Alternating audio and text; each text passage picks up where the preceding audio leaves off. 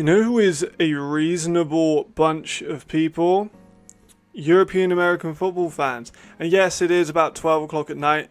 I'm filming this after watching film all day and studying. I might take off the glasses for this one, but I've been watching the screen all day, so hence the reliance on the glasses and the baggy clothes. But Tim just put out his top 17 for the power rankings. I wanted to do the same thing. I've been thinking about doing it for a while. I was kind of waiting for the mercenaries to announce what they were going to do, so you can kind of guess who's going to be near the bottom, because we still don't really know what they're going to do. And I'm also going to do a team needs video.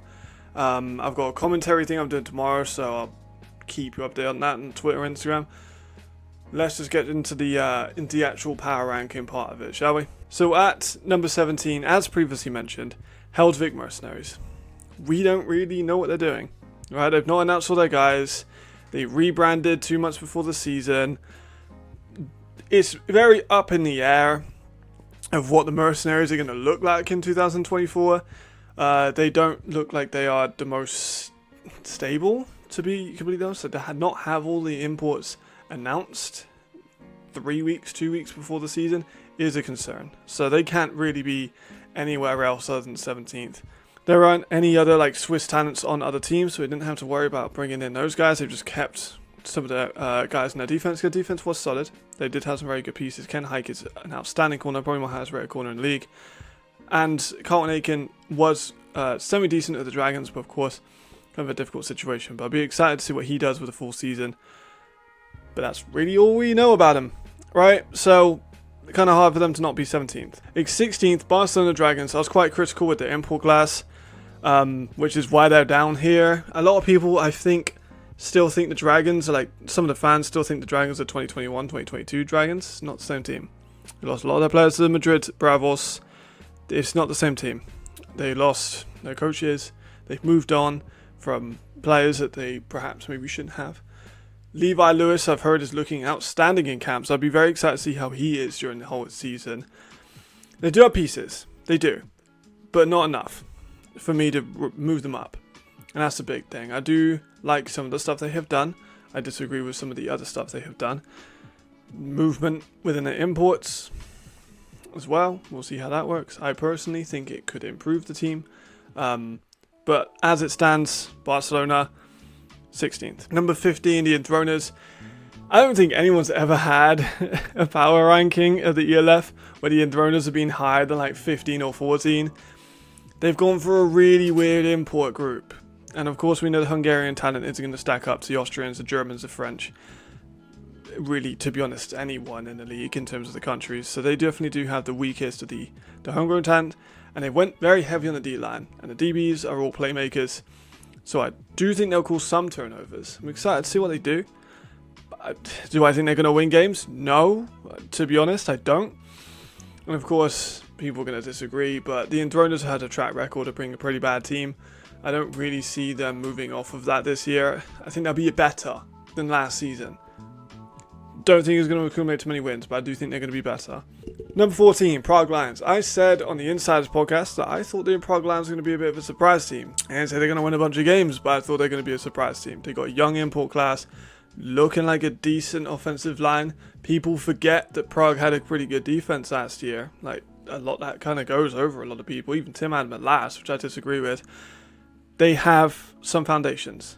Some of the Czech players are very talented. I think a lot like the Rokl team, Czech and Polish talents go a lot under the radar because they don't talk very much, right? They're not very loud.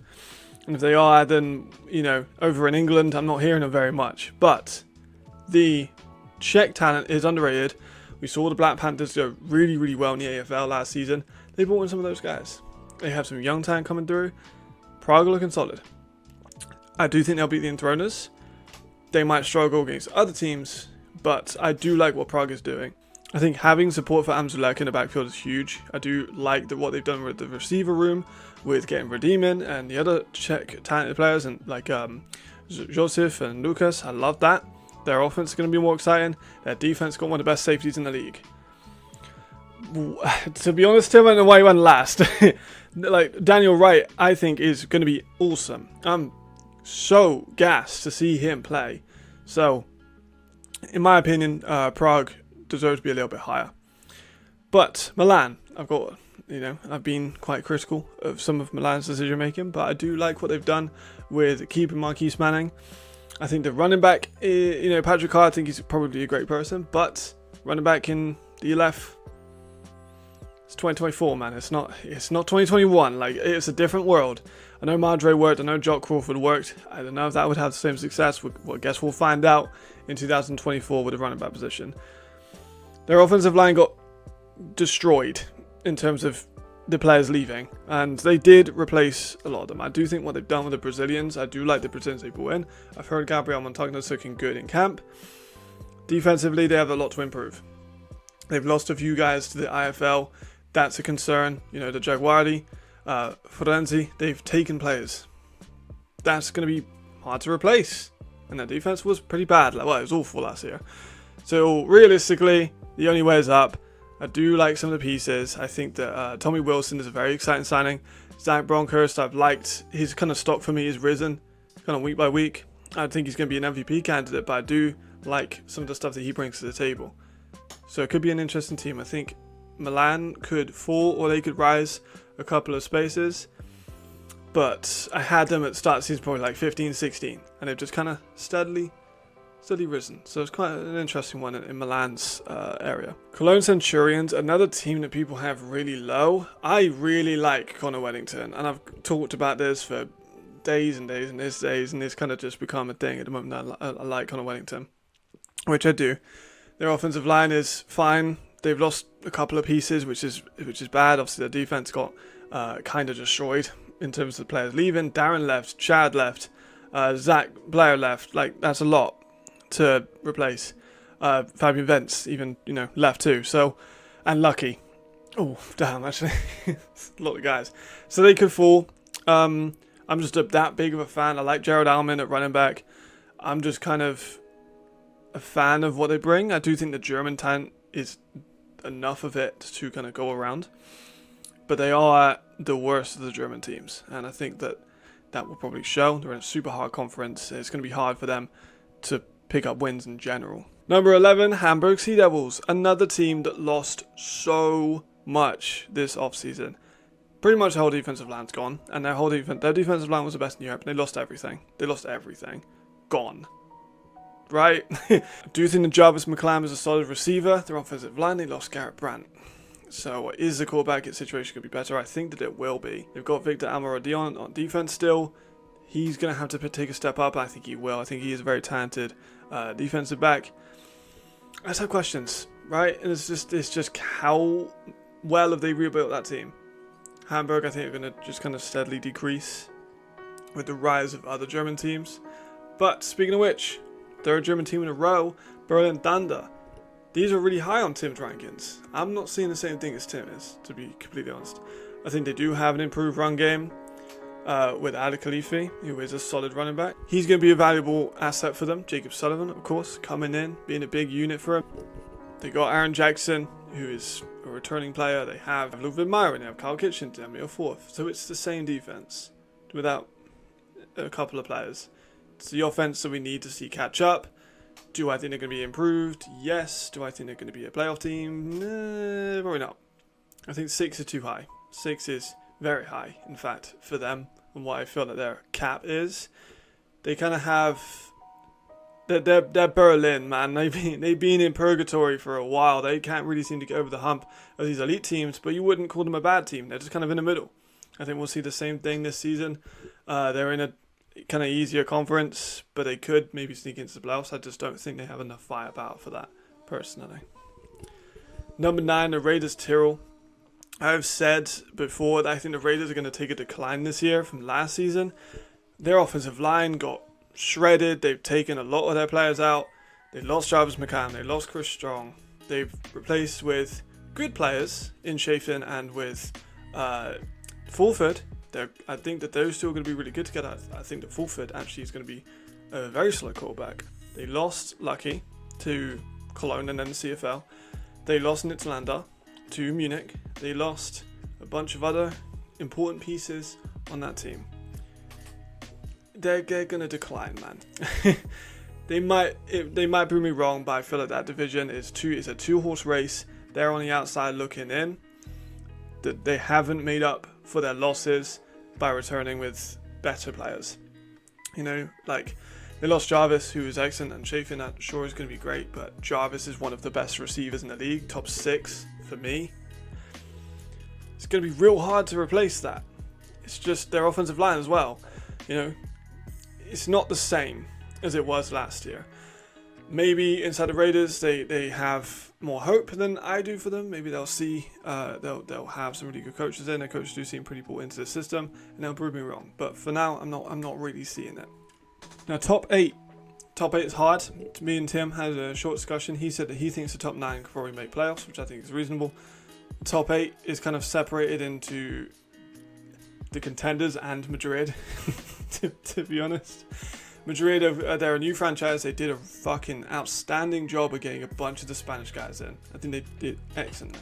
I like their imports. I think Helbig is an established DLF quarterback. I think the Willie Patterson is a speedster. I think Dwayne Obi is an excellent player. Connor Bolton, I think, is a super underrated. Robin Finch is an all-star. Can't really go wrong. Emery, again, established. They have a team that is ready to compete.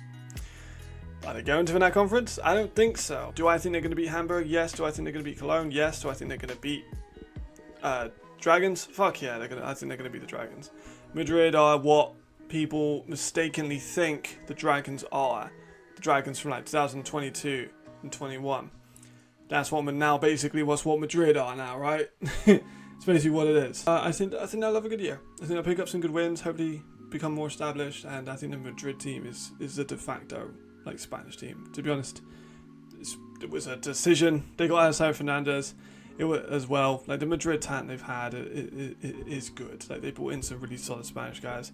It's just, can you facilitate 2 Spanish teams in the ELF? I'm not so sure, but one of them, can they outdo what the Dragons did? We'll see. The Dragons did have a really good roster back in the day, so I guess we'll find out. But number 7, Vienna Vikings.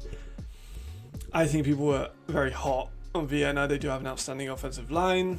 You know, the quarterback situation is, some people think is really good. I think that he's fine. I think he's going to be a good quarterback. He does have the weapons. He lost a little bit. I don't think Weston Carr is an elite receiver. They lost Radim Kalius. They've still got John Boa, which is awesome. They lost the Vegan brothers. I don't think they're officially signed on. So they've got Kerry Bajarian taking the majority of the carries, which is good. And of course, I mentioned their offensive line being fantastic. Xavier Edwards can do several different things around the field, which is also helpful. And defensively, they've got a couple pieces. I kind of see them as a dark horse team. I don't think they're going to be in a title shot. They've got an easy division. Last season, I said the same thing. You know, they were undefeated all the way through, and I'm like, it's padded stats. You know, it was an easy division. They came in, they eventually lost in the playoffs, but I think we'll see kind of the same thing. Them beating up a couple teams. I mean, not one of the teams a little higher, and they'll get some good numbers. Do I necessarily think they're going to win a title? No. To number 6, Frankfurt Galaxy. Another team that was low on Tim's day. I think he had them at 8. A lot of people are seeing what the Frankfurt Galaxy have brought in and are thinking they're number 1, which I don't think they are. Sandro, phenomenal signing. Steven Nilsson, phenomenal signing. You know, Luke Zareka, an established DLF quarterback, who's been around the block and has played with Markel. So, why are they so low? I still think they need reinforcements on the offensive line. I don't think they're big enough on D-line. I think that linebackers are worse than it was last season. They lost Nazari. They lost Silva Gomez. Those are 2 big players to replace, and they've lost both of them. People think of Galaxy as a contender. I see them as the 3rd best in that division.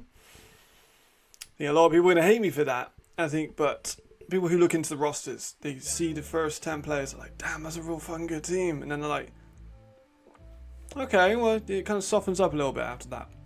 They're very top heavy, in my opinion. But we'll see what they do.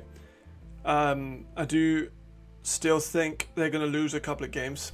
They do have an incredibly hard schedule. Like, the fucking Galaxy schedule is insane. So it's going to be tough for them to break even, honestly. That So we'll see. Like, they're a big question mark for me. People think they're contender. I'm not so sure. At number 5, the Rockall Panthers. Underrated Polish talent, as I said before. Stacked offensive line. They got Ebanks. They got Amorden. 2 very good players.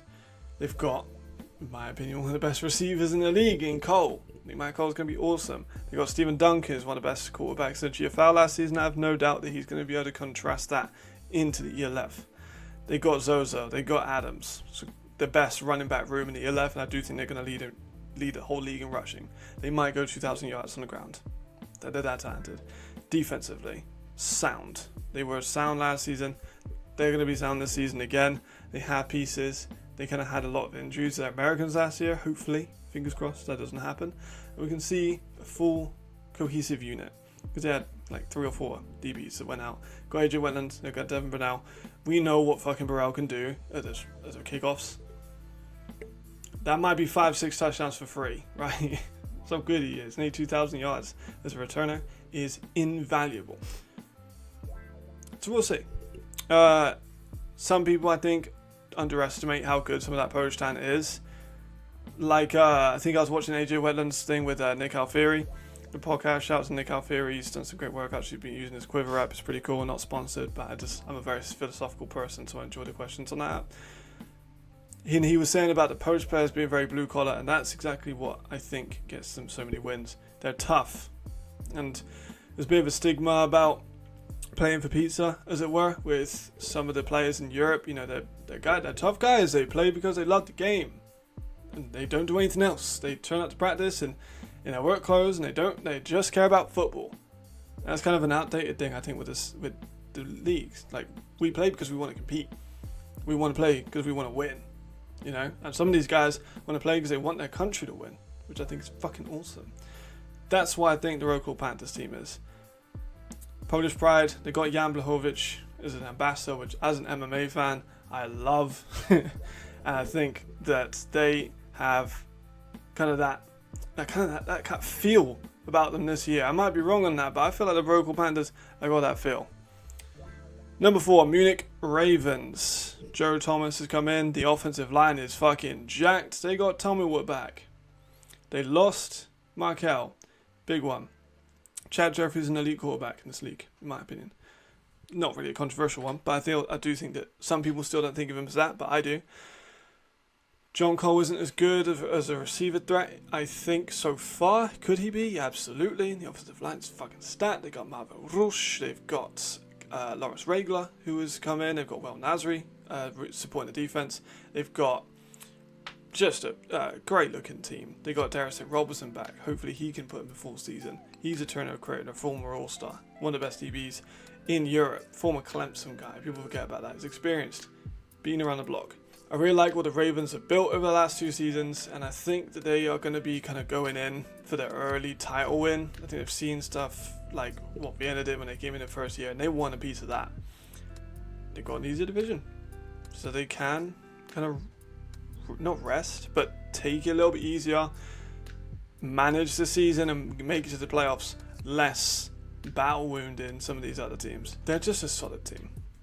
And I think they're going to show that this year. I think the offensive line with Garrett Brandt and Dominic Antra and Marlon Worthman might be one of the best, if not the best. It's phenomenal. We'll see. There's still some question marks about them, but I do think that they're going to be a very solid team.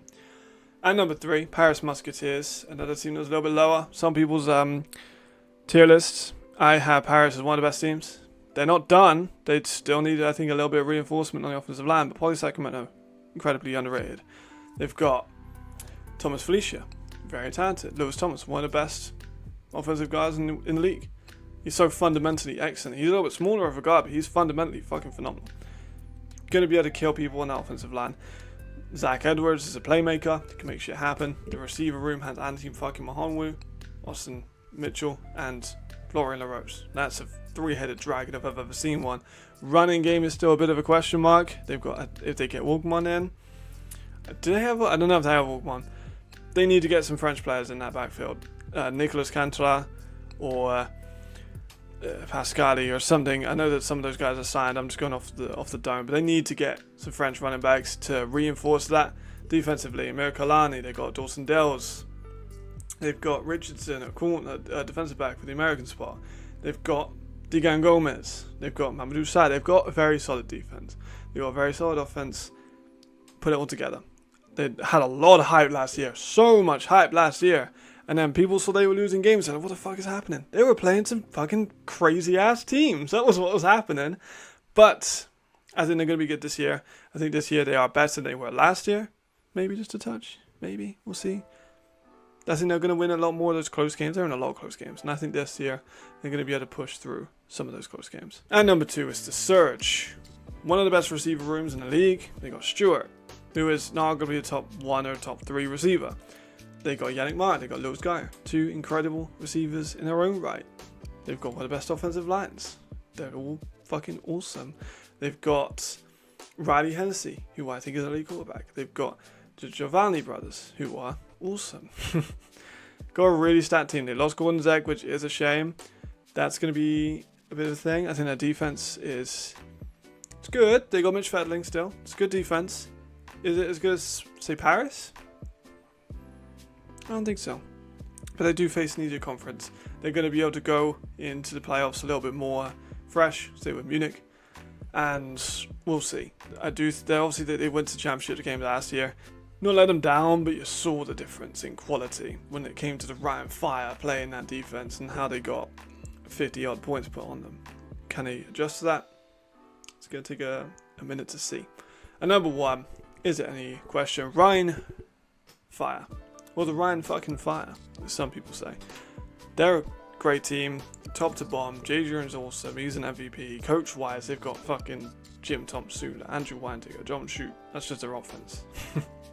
It's 3 head coaches in charge of their offense. They got Jadrian, they got Glenn, they got an outstanding offensive line. They've got Harlan Crowley, who's one of the most complete receivers in the league. They've got McKnight, who's a speedster. They've got a defense with Flamor Zimon, with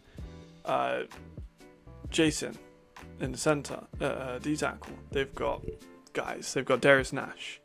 They've got Amari Williams. You know, these are fucking dudes.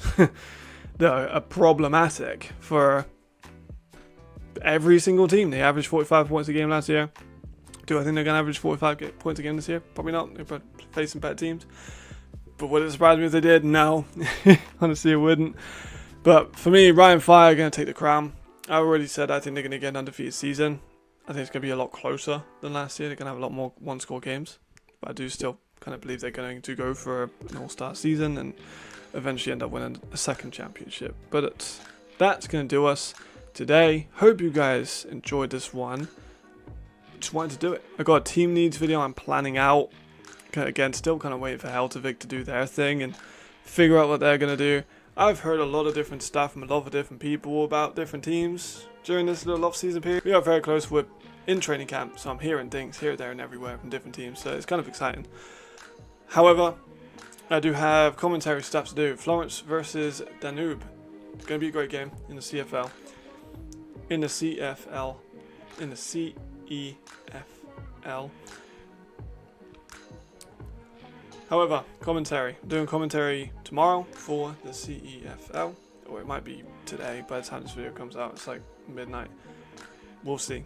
It's going to be good. It's going to be entertaining. I'm excited for it. I've been studying for that all day. Want to get into commentary. I want to do some watch-alongs. I'll be doing watch-alongs during the ELF season, which should be fun. I'm going to try and watch as many games as possible and do one of those live streams I did. Not with the game on, but just so I can talk to people, to be honest. I like talking to people about football. I'm in England. I don't get to talk to many people about European American football, so why not do it on a live stream? It should be fun. Apart from that, what are my plans? I've got to do another eval on someone. I've got such a big list of players I want to do evals on. It just takes so long. I've got the team needs video. I want to do like a top 5. I want to do more defensive players. I want to look at with like the rookie. I did a rookie of the year receivers. I want to do that for DBs. I want to do that for running backs. I want to do that for guys around the field. So that should be good. This is going to be a long video. So if you have stayed this long, thank you very much to everyone. The last I did the stream too, the 1,000 player stream. So if you haven't seen that, that took me a while. Shout out to ELFpedia again for just staying with me for the majority of that stream. It was incredible to have him there helping me. I feel like I shout him out every video, but he certainly deserves it. yeah, I'm all good. Hope everyone else is alright. Yeah. No one's going to get this late in the video, are they? But yeah. See you later. Thank you very much. I'm going to get some sleep. Goodbye.